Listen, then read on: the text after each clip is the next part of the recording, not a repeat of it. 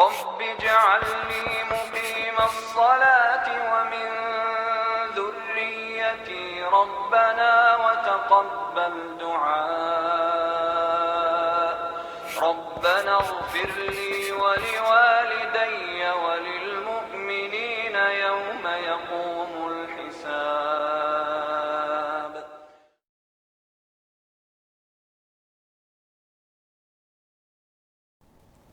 Assalamualaikum warahmatullahi wabarakatuh.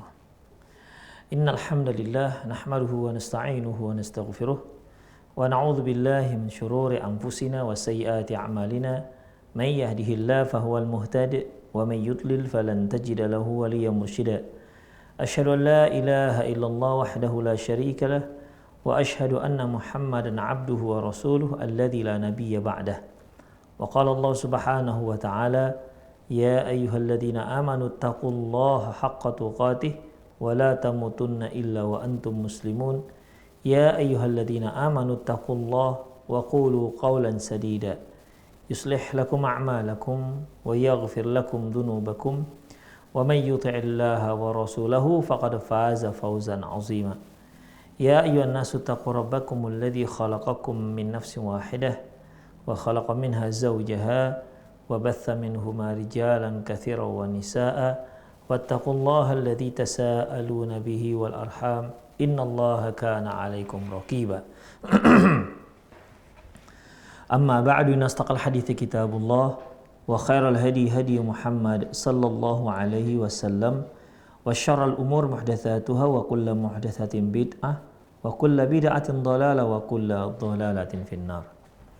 Kaum muslimin dan kaum muslimat, para pemirsa Rosyad TV, pendengar dan radio dan mengaji dimanapun Anda berada, alhamdulillah Allah subhanahu wa ta'ala masih memberi kita kesempatan untuk bertemu, melanjutkan kajian yaitu Nida ilal murabbin wal murabbiyat, himbauan kepada para pendidik. Ikhwah, kita sudah bicarakan terkait dengan syarat sukses seorang pendidik. Kita telah membicarakan 6 poin syaratnya. Yang pertama yaitu hendaklah dia benar-benar mahir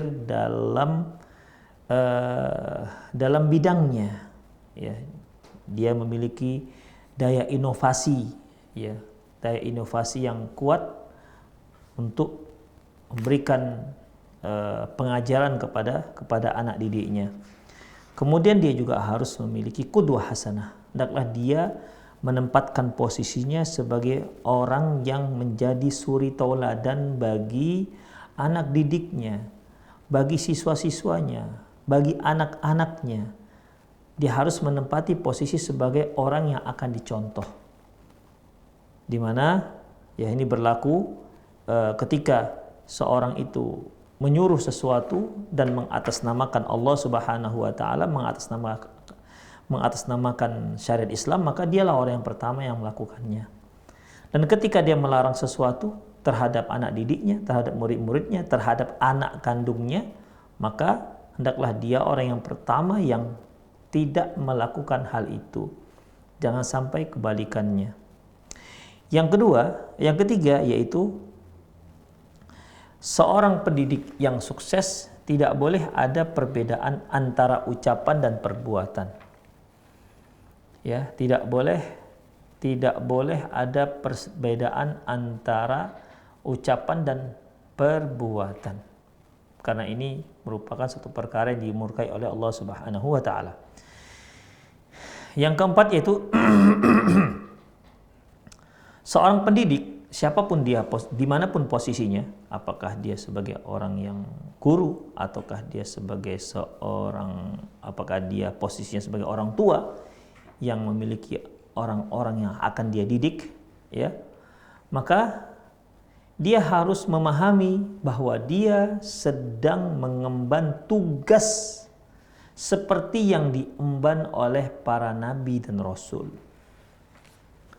Dan dia akan dimintai pertanggungjawabannya terhadap apa yang telah dia laksanakan, terhadap tugas yang telah diamanahkan pada dirinya.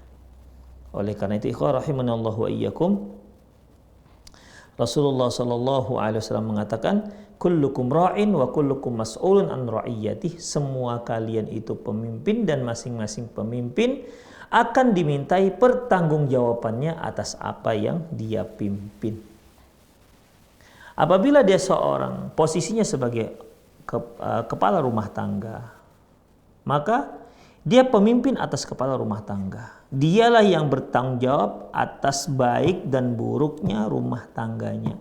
Hitam putih rumah tangganya, hitam putih tentang anak dan istrinya, itu semua berada di pundak seorang kepala rumah tangga yang nanti akan dimintai pertanggungjawabannya di hadapan Allah Subhanahu wa taala.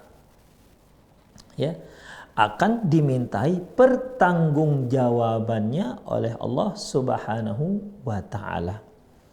Demikian ikhwah rahimani Allah wa iyyakum. Jadi dalam masalah ini dia harus tahu bahwasanya apa yang akan dia laksanakan itu merupakan sesuatu tugas yang diemban oleh para nabi dan rasul terdahulu. Makanya dia bertanggung jawab di hadapan Allah Subhanahu wa taala. Kalau posisinya sebagai seorang suami ataupun kepala rumah tangga. Kalau posisinya sebagai seorang guru di kelas, maka aktivitas yang terjadi di dalam lokal tersebut, maka dialah orang yang bertanggung jawab terhadap lokalnya, terhadap kelasnya, terhadap anak-anak didiknya. Demikian seterusnya. Ikhwah rahimanallahu wa iyyakum. Kemudian yang kelima,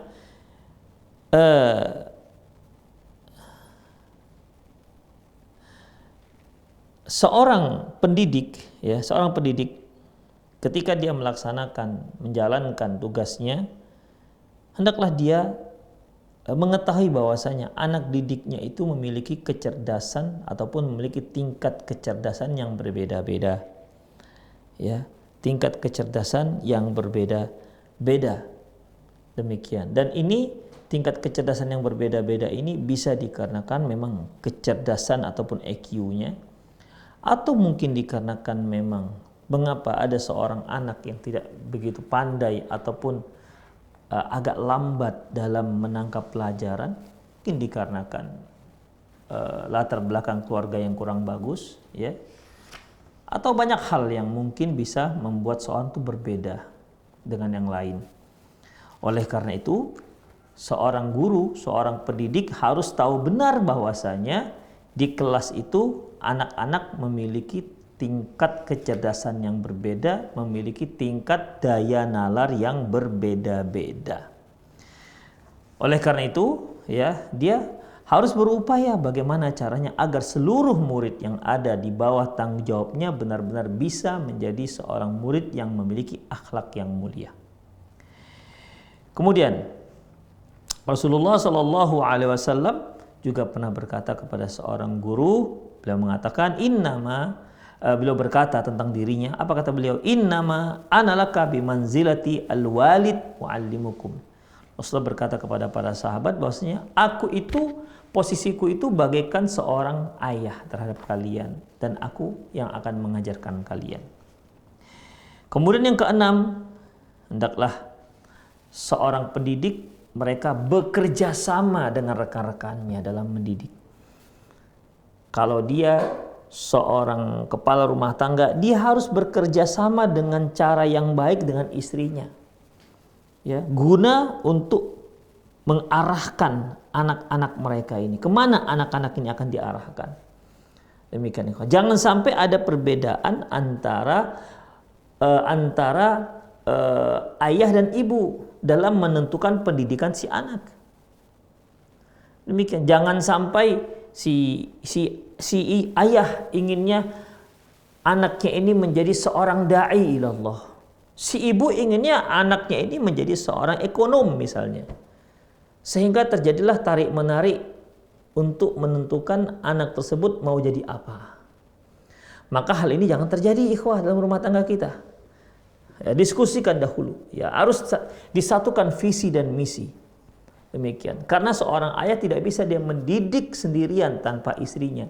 Demikian juga seorang istri nggak bisa mendidik anaknya sendirian tanpa sang suami. Makanya antara suami dan istri harus benar-benar bersinergi dalam mendidik anak-anaknya. Kalau dia seorang guru, dia harus bersinergi dengan rekan-rekannya.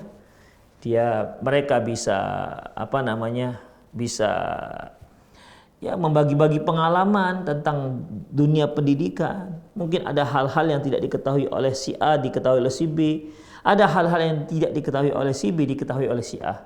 Jadi dengan demikian mereka ta'awun 'alal birri wat taqwa, mereka bekerja sama untuk perbuatan baik dan ketakwaan. Demikian. Jadi seorang pendidik kalau dia seorang ayah, kepala rumah tangga, harus kerjasama dengan istrinya, bekerja sama dengan orang-orang yang ada di lingkungannya, kerabat-kerabat dekatnya. Demikian ikhwah. Kalau dia seorang guru, ya dia harus bekerja sama dengan rekan-rekannya yang lain, bekerja sama dengan wali kelas, bekerja sama dengan wali santri, bekerja sama dengan kepala sekolah demi mewujudkan seorang anak yang soleh dan solehah. Demikian ikhwah rahimanallahu wa iyyakum. Selanjutnya at-tawadhu' al-ilmi. Hendaklah seorang itu rendah hati dalam masalah ilmu. Apa yang dikatakan rendah hati di sini? Coba kita lihat. Al-i'tirafu bil haqqi fadilatun. Maksudnya itu mengakui, menerima kebenaran, fadilatun. Ini merupakan keutamaan yang istimewa. Ya. Kita menerima kebenaran, kita mengakui sebuah kebenaran yang tadinya kita tidak berada di atas kebenaran tersebut, tapi sekarang kita mengakui bahwasanya kita salah, yang benar adalah dia, misalnya. Fadilatun, ini merupakan sebuah keistimewaan. Waruju ilaihi khairun minat tamaddi fil khata. Sungguh kembali kepada yang benar itu akan lebih baik ketimbang mempertahankan sesuatu yang salah. Fa'alal muallimu ayyata'assa bis salafis salih fi talabihim lil haqq. Seorang muallim, seorang pendidik, hendaklah dia benar-benar menjadikan para salafus salih itu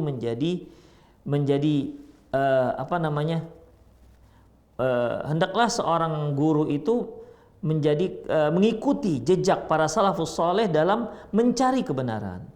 Wa id'anin lahu, dan mentaati dan mematuhi kebenaran tersebut.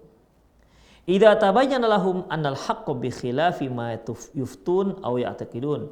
Jika ternyata kebenaran itu bukan sebagaimana yang dia ucapkan dan bukan sebagaimana yang dia yakini.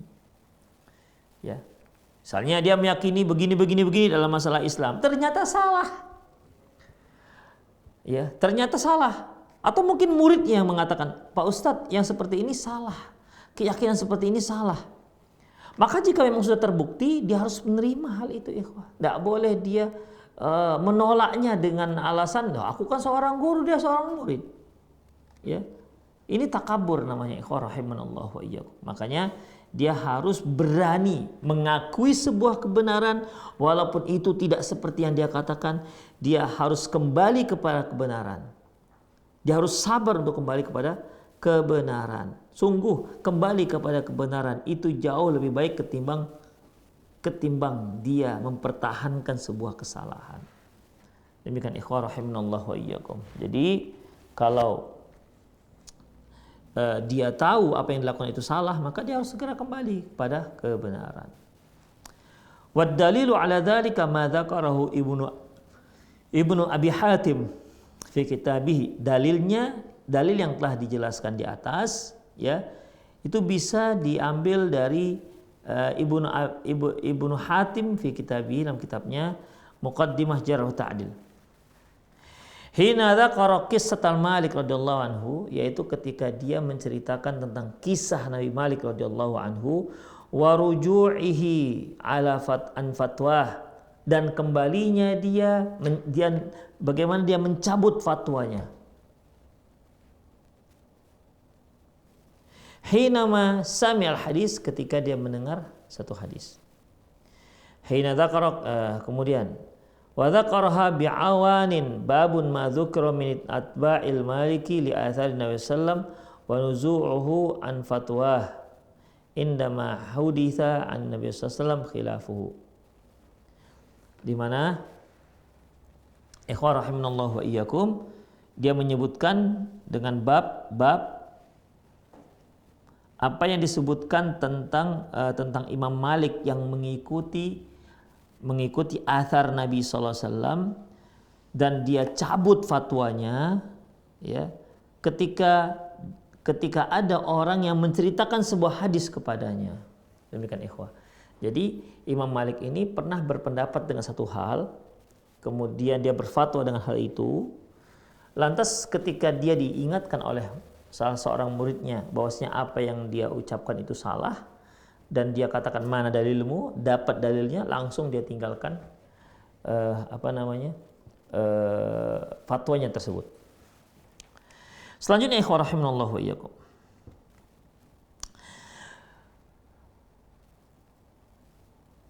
Wa nuzu'uhu an fatwahu indama hudditha an Nabi sallam khilafuhu, dan dia berani mencabut fatwanya ketika dia mendengar bahwasanya Nabi sallallahu alaihi wasallam menceritakan hal yang berbeda. Ani ibni Wahbin qala ibnu Bahbin, berkata Ibnu Wahab, sami'tu Malikan, aku mendengar Malik, su'ila an takhlil asabi'i rijlaini fil wudu'. Aku mendengar Imam Malik ditanya tentang hukum menyelang-nyelingi jari jemari kaki ketika berwudu. Faqala sunnatun.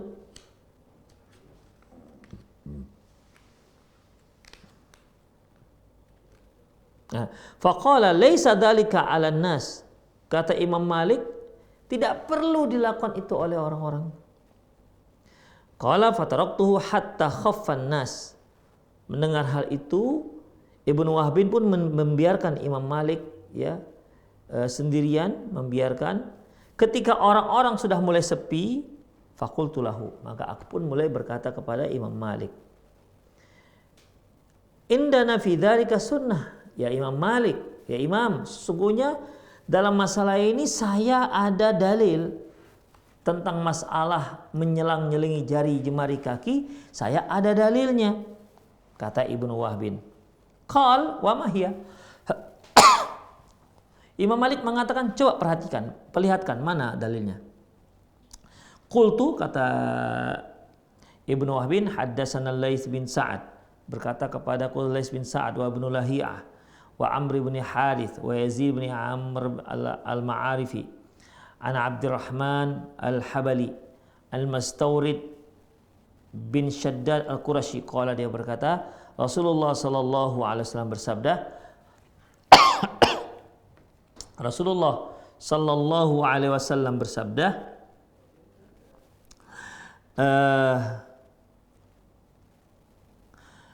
Ra'aitu Rasulullah sallam, aku mendengar Rasul dari an Mustawrid bin Shaddad al-Qurashi, dari Mustawrid bin Shaddad al-Qurashi, qala, dia berkata, Ra'aitu Rasulullah sallam yudalliku bi khinsarihi ma baina asabi'i rijlaihi. Aku melihat Rasulullah sallallahu alaihi wasallam menggosok-gosokkan jari kelingkingnya ke sela-sela jari jemari kaki. Faqala, lantas Imam Malik mengatakan, inna hadza hadis hasan. Kalau begitu hadis ini hasan. Wa ma sami'tu bihi qattun illa sa'ah. Maka sejak itu aku tak pernah lagi mendengar beliau berfatwa seperti itu.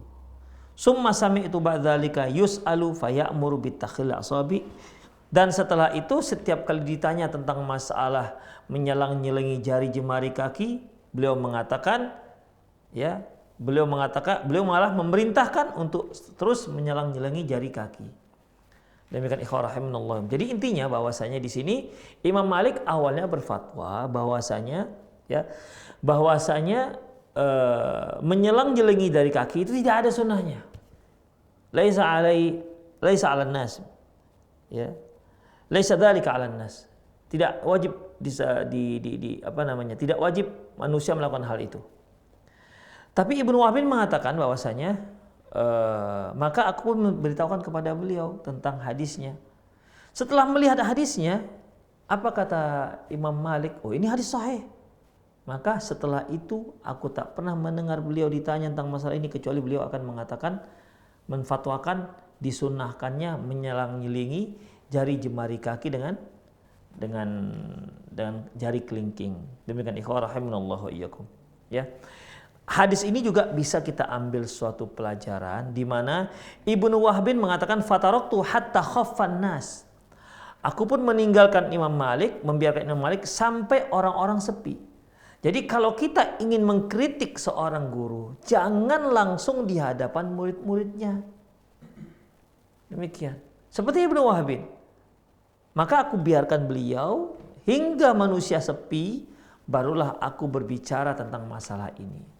Demikian. Jadi kalau bawahan-bawahan kita atau anak kita atau kita sendiri, ya, kalau kita sendiri ingin memperbaiki seseorang yang sudah lama melakukan satu budaya misalnya, dan kita tahu itu suatu hal yang salah, maka beritahulah kepadanya langsung. Demikian ikhwah rahimanallah wa iyyakum. Ya. Jadi dalam masalah ini ikhwah azanillah wa iyyakum.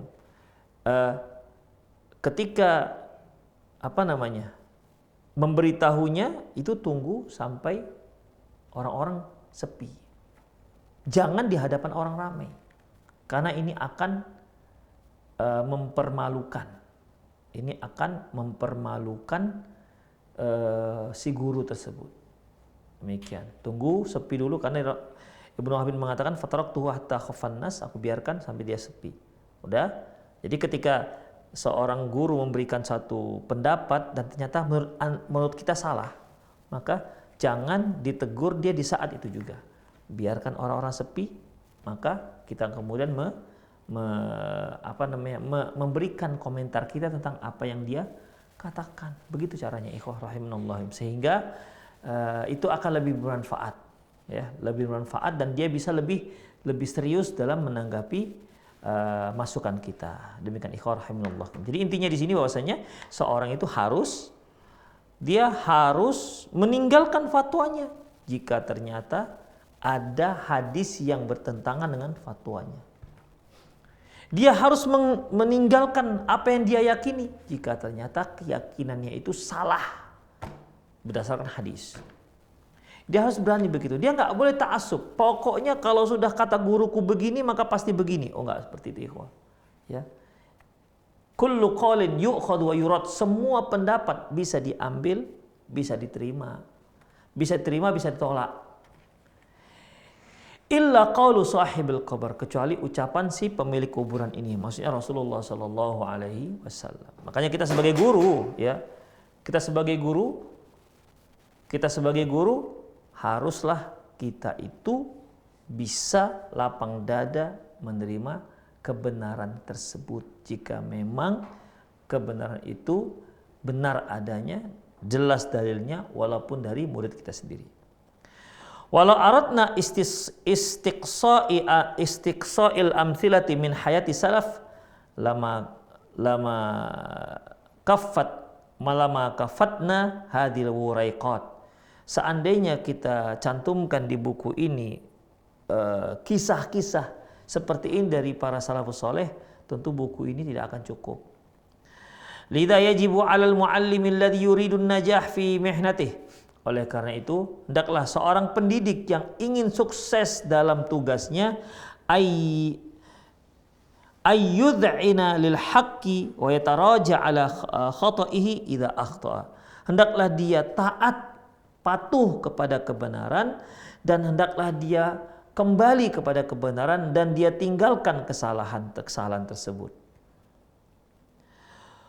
Wa yu'allimu tullabahu hadzal khuluqul azim, dan dia ajarkan kepada murid-muridnya akhlak yang agung seperti ini. Wa yubayyinu lahum fadlat tawadhu'i wa ruju'il haq, dan jelaskan kepada mereka bagaimana keutamaan seorang yang rendah hati dan mau kembali kepada kebenaran. Wa ayyutabbiqa dzalika amaliyan fil fasli, dan dia bisa praktekkan itu langsung di kelas di hadapan murid-muridnya. Fa idza ra'a ijabatu ba'd talabati afdal min ijabatihi. Apabila seorang guru, seorang pendidik melihat bahwasanya jawaban dia terhadap suatu permasalahan, apabila dia melihat bahwasanya jawaban muridnya terhadap suatu permasalahan itu lebih lebih bagus, ya, lebih bagus, kemudian lebih bijak, maka dia harus menerimanya. Ya. Dia harus menerimanya.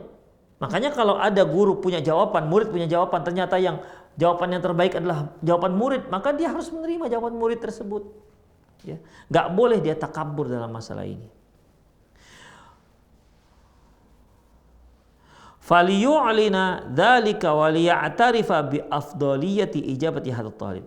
Hendaklah dia umumkan dan dia akui akan kebagusan, akan keistimewaan jawaban si murid tersebut. Fadzalika ad'a likasabi siqati tulabihi wa muhabbatihim lahu. Karena hal itu lebih memungkinkan untuk untuk menimbulkan kasih sayang dan kepercayaan tulab murid-murid terhadap diri kita. Walaqad istu qarabata arba'ina aman mu'alliman wa rabbiyan. Kata penulis, sungguh aku telah melaksanakan profesi ini selama 40 tahun, di mana aku berposisi sebagai seorang muallim, seorang guru, ya, dan seorang pendidik. La ansa dzalikal muallim alladhi akhta fi qiraati hadis. Sampai sekarang saya tidak lupa akan kisah seorang guru yang salah dalam membaca hadis. Falamma raddahu ba'dut tullab asarra ala khata'ihi. Ketika sebagian murid-muridnya memperbaiki bacaan si guru. Ketika murid-muridnya mulai berbicara untuk memperbaiki bacaan guru, ya, tetapi asarra ala khata'i, dia tetap bertahan di atas kesalahannya, gengsi dia, memberikan ikhwah. Wa yaj'ala yujadilu bil batil, dia pun mulai berjidal, didebat dengan cara yang batil. Fasaqata hadzal muallim fi nadhari tullabihi, maka pupuslah wibawa, nilai guru ini di mata murid-muridnya. Walam yu'addu mawdi'a siqatihim, dan mereka tidak lagi jadikan ini orang sebagai orang yang bisa dipercaya. Wala azalu adhkur ba'dul muallimin as-sadiqin alladziina kanu ya'tarifuna bi khata'ihim. Dan aku masih mengingat sebahagian guru-guru yang jujur, di mana mereka selalu mengakui akan kesalahannya. Fayataraja'una anhu, dan dia cabut pendapat yang salah tersebut. Laqad ahabbahumul tullab, sungguh dia dicintai oleh murid-muridnya. Wazdadat thiqatuhum bihim, dan mereka pun semakin cinta dan semakin percaya dengan gurunya tersebut. Fa asbahu mawdi'a ijlali wal ikbar, jadilah si guru menjadi tempat yang dimana mereka memuliakan dan mengagungkan si guru. Fahabbada law sara al-muallimuna jami'an siyar haula'i wa nahjahum fi ruju'il haq. Wahai, seandainya semua para guru mengikuti cara mereka mendidik, kemudian mereka memiliki manhaj pendidikan yang sama dengan para salafus saleh terdahulu, fi ruju'i ilal haq, dalam rangka kembali kepada kebenaran. Jadi intinya yang nomor 7 ini yaitu seorang muallim, seorang guru, seorang pendidik, dia tidak boleh fanatisme terhadap satu pendapat. Ya, kalau pendapat itu benar, pertahankan dia sampai titik darah penghabisan. Tapi kalau ternyata dia bisa dibuktikan salah, jika ternyata pendapat seperti itu salah misalnya, bisa dibuktikan, maka dia wajib untuk kembali kepada kebenaran dan meninggalkan kesalahan tersebut. Demikian ikhwah, itu yang nomor 7. Yang 8, as-sidqu wal wafa'u bil wa'di. Yang ke-8 yaitu jujur dan melaksanakan janji. Alal muallimi ayyaltazima as-sidqa fi kalami. Seorang guru, seorang pendidik haruslah dia benar-benar jujur dalam berkata. fa inna sidqa kulluhu khair, karena semua kejujuran itu pasti baik. Wala yurabbi talamizahu ala kidbi, jangan dia didik anak muridnya ya dengan cara berdusta, walau kana fi dzalika maslahatun tudhiru lahu, walaupun hal itu nampak kemaslahatannya yang bisa dilihat. Demikian. Artinya dia ingin berdusta, dia tahu bahwa saya dusta ini bohong, tapi dia ingin berdusta. Dia ingin berdusta terhadap murid-muridnya karena dia tahu ini kalau kita bicara jujur, si murid ini akan bermasalah misalnya. Maka kita pun berbicara dengan dengan dusta, ya, walaupun dan ini tidak dibolehkan. Ya, walaupun nanti ada, menurut pandangan kita ada maslahatnya yang bisa kita dapati dari dusta tersebut. Hal ini tidak dibenarkan, ikhwah. Hal ini tidak dibenarkan. Walaupun ada maslahatnya, nggak boleh kita berdusta.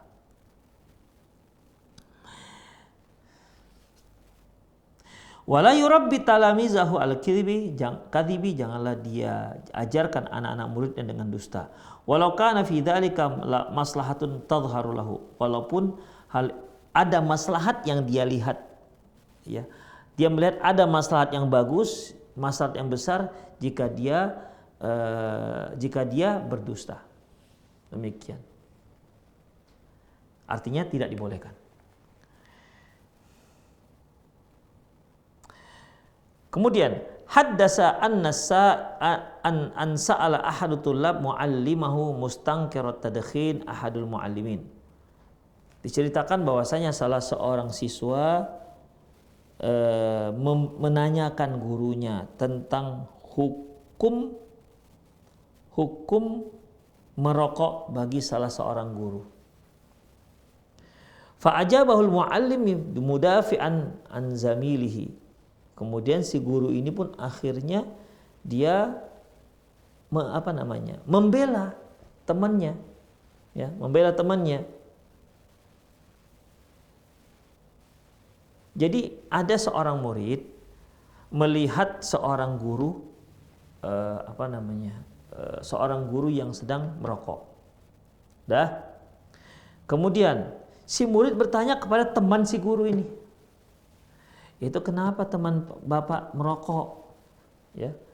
Tapi karena dia fanatis, si teman ini malah membela-bela teman yang merokok tadi.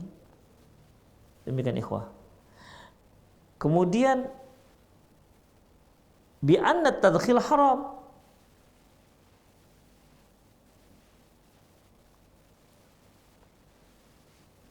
Baik, lanjutkan. Ya, fa ajabal muallim mudafi'an an zamilihi. Akhirnya si guru tadi itu memberikan jawaban tentang hukum merokok dan dia memberikan jawaban untuk membela temannya yang merokok tadi itu. Bi anna sabab tadkhin hiya nasihatu tabib lahu, bahwasanya temannya itu merokok dikarenakan memang nasihat dari dokter supaya dia merokok, katanya. Wa hina kharaja tilmiz, ketika si murid keluar dari kelasnya, qala innal muallima yakdzibu alaina, kata si murid mengatakan bahwasanya sesungguhnya guru kita itu mendustai kita, berdusta kepada kita. Wa habbadha law saddaqal muallim fi ijabatihi, wahai seandainya para guru, para pendidik jujur dalam memberikan jawaban.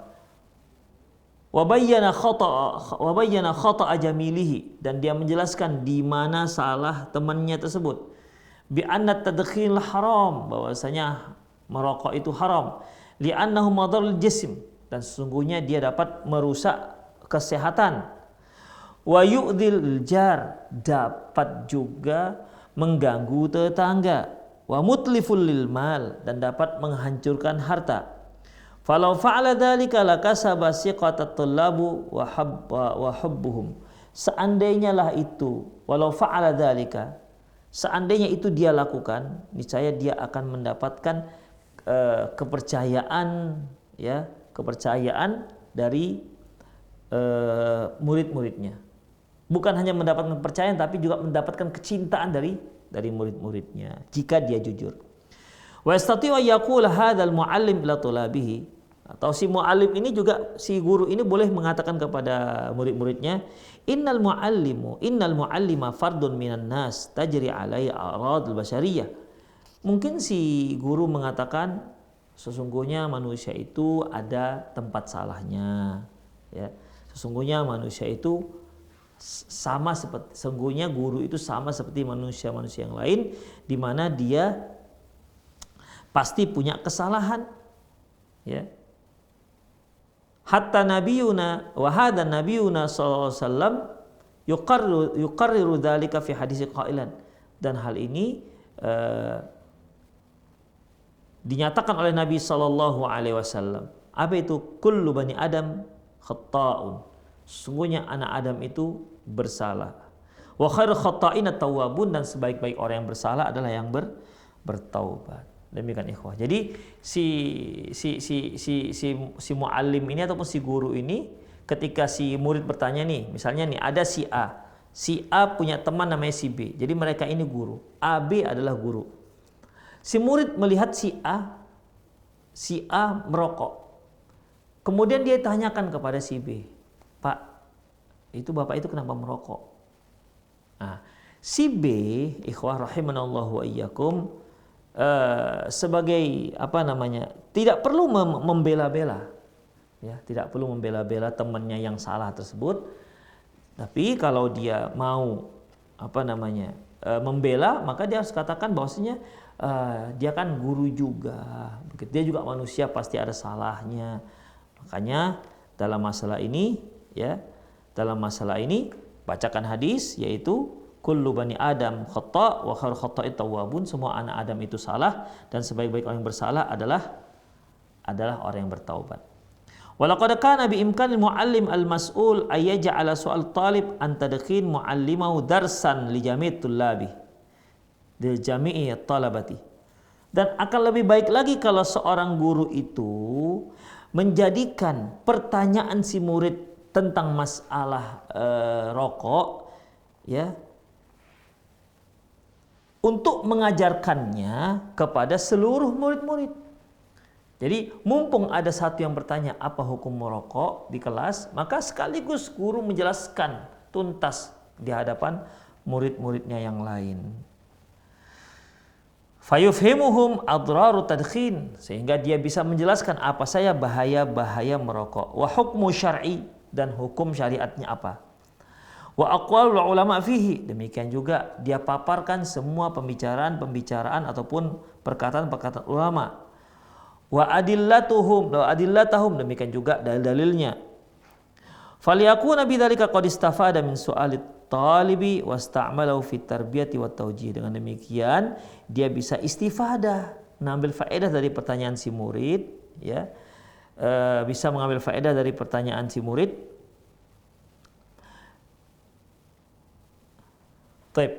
Dengan demikian dia bisa dia bisa mengambil faedah. Dia bisa mengambil faedah dari pertanyaan si murid tadi itu, sehingga dia jadikan itu sebagai bahan untuk pendidikan.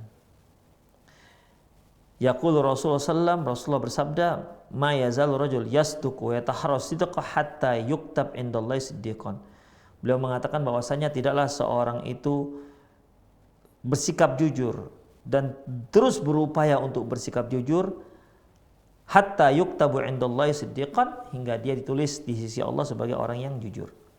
Fasriqu khuluqun azim. Jujur adalah sebuah akhlak yang sangat agung. Yang bagi al-muallimi ayazra'ahu fi tulabihi. Hendaklah seorang guru harus menanamkan sifat jujur ini pada murid-muridnya. Wa yuhibbuhum ilaihi wa yu'awwiduhum ila alaihi. Hendaklah dia jadikan si murid ini menanamkan cinta kejujuran pada hati si murid dan membiasakan mereka untuk bersikap jujur. Waliyakun mutbiqan lahu fi aqwalihi wa af'alihi. Sehingga kejujuran ini bisa dipraktekkan baik dari pembicaraan maupun dari perbuatan. Hatta fi mizahi ma'ahum alaihi ayyakuna shadiqan. Bahkan sampai di saat mereka berkelakar, di saat mereka bercanda juga tidak boleh ada dicampurkan dengan kebohongan.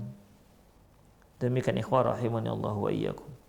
Ya, tidak dibolehkan. Makanya Rasulullah kan pernah katakan, la takdzib wa in kunta mazihan, janganlah engkau dusta walaupun engkau sedang bercanda. Demikian ikhwah rahimani Allah. Wa qad kana Nabi sallallahu yamzahu wa la yaqulu il haq. Nabi sallallahu alaihi wasallam sendiri pernah bercanda, dan ingat beliau tidak bercanda kecuali dengan ucapan-ucapan yang benar. Wal yahdhar muallimu ay yakdziba ala tulabihi walau mazihan aw muta'awwilan. Hendaklah hati-hati seorang guru jangan sampai dia berdusta di hadapan murid-muridnya, baik dustanya itu dikarenakan candaan atau tidak. Wa idza wa'adahum bi syai' fa alaihi ayyafi wa biwa'di. Kalau dia menjanjikan sesuatu kepada muridnya, dia wajib untuk melaksanakan janji tersebut. Hatta yata'allamu minhu sidq, sampai si murid belajar darinya sebuah kejujuran. Wal wafa' qaulan wa amalan, menepati janji baik ucapan maupun perbuatan. Li'anna at-tullabu ya'rifun al-kadzib wa yadrukunahu, karena yang namanya murid pastilah dia mengetahui mana yang benar dan mana yang salah, mana yang dusta, mana yang tidak. Fa illam yastati'u mujabahatan al-muallim bil haya'u minhu. Jika ternyata dia tidak sanggup untuk memperbaiki hal itu karena malu, wa qad ra'ayna qisatul muallim alladhi dafi'u an zamilihi mudkhin fa kaifa adrakatul labu kidbahu. Dan aku melihat sendiri bagaimana kisah seorang guru yang memang membantu seorang guru yang membela saudaranya di saat saudaranya itu merokok.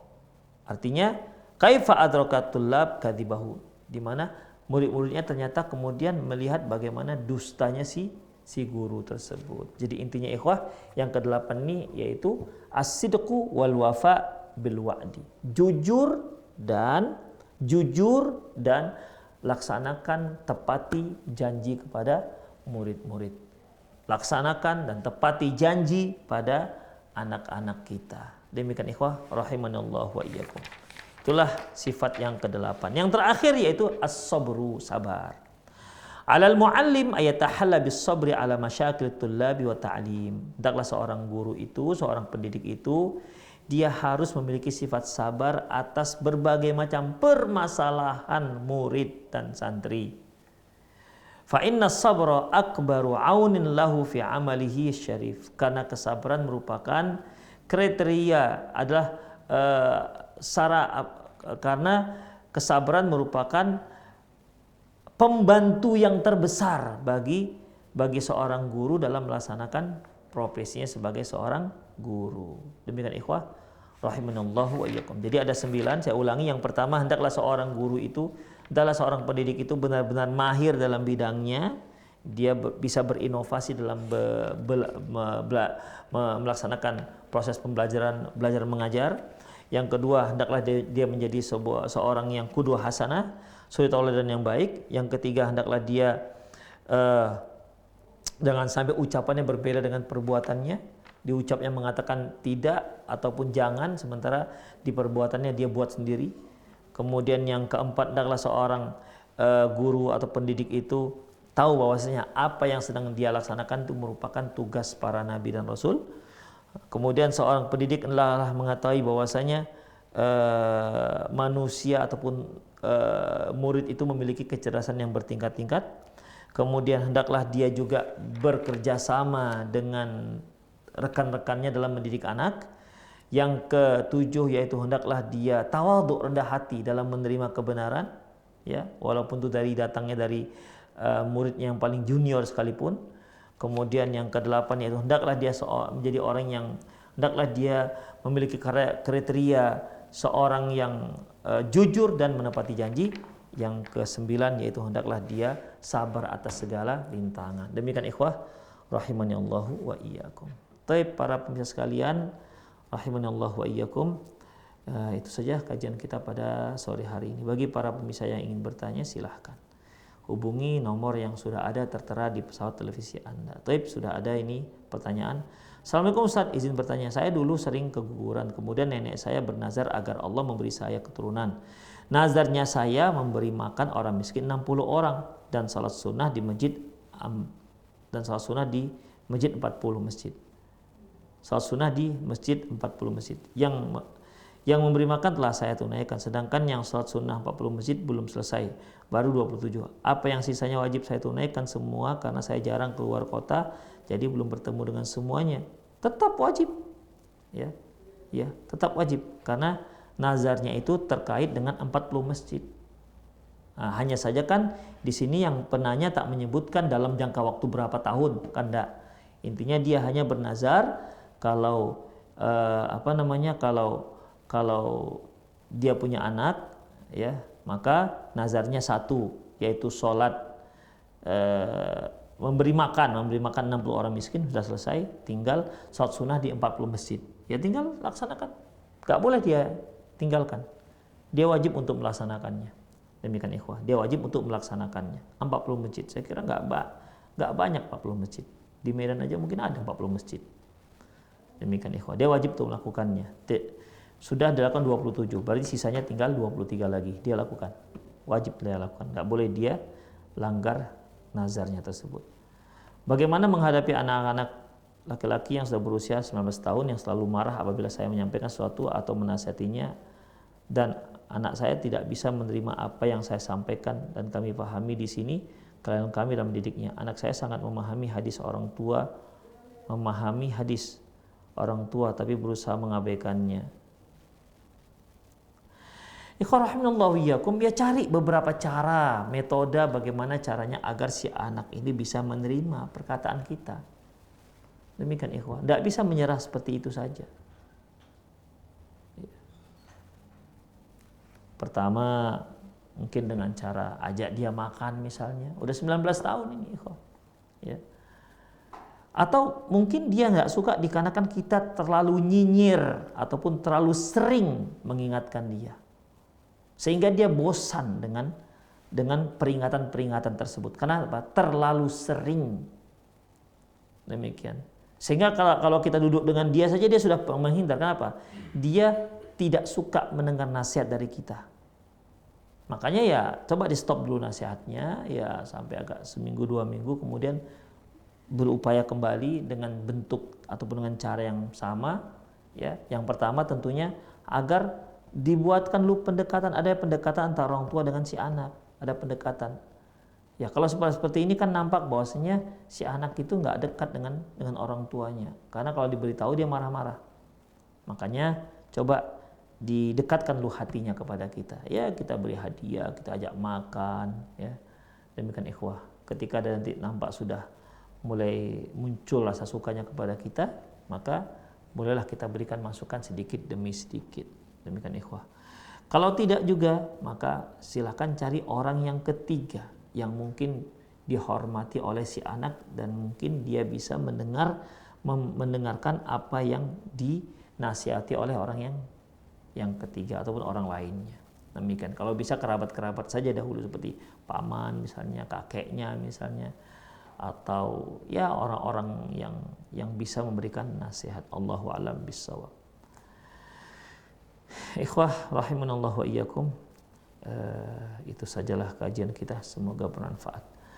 Qulu qouli hadza wa astaghfirullah li wa lakum wa lisal muslimin innahu al-ghafurur rahim. Subhanakallahumma wa bihamdik asyhadu an la ilaha illa anta astaghfiruka wa atubu ilaik. Wa akhiru da'wana alhamdulillahirabbil alamin. Assalamualaikum warahmatullahi wabarakatuh.